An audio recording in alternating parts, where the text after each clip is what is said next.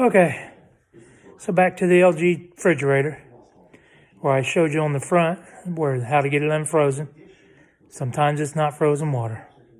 So I already put it back together, but I'm going to show you on the back of the refrigerator. Let me get my camera turned around. And maybe I can't get my camera turned around. Anyway, back of the refrigerator. This hose right here, that hose is the drain hose that comes out of the bottom of the freezer. That hose somehow had leaves in it and was blocked.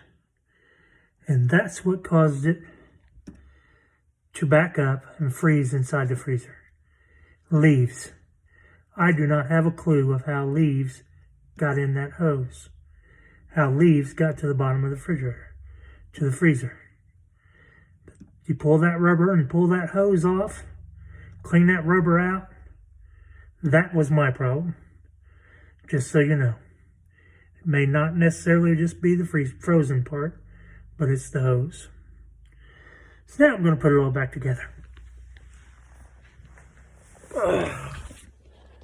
Thanks for watching.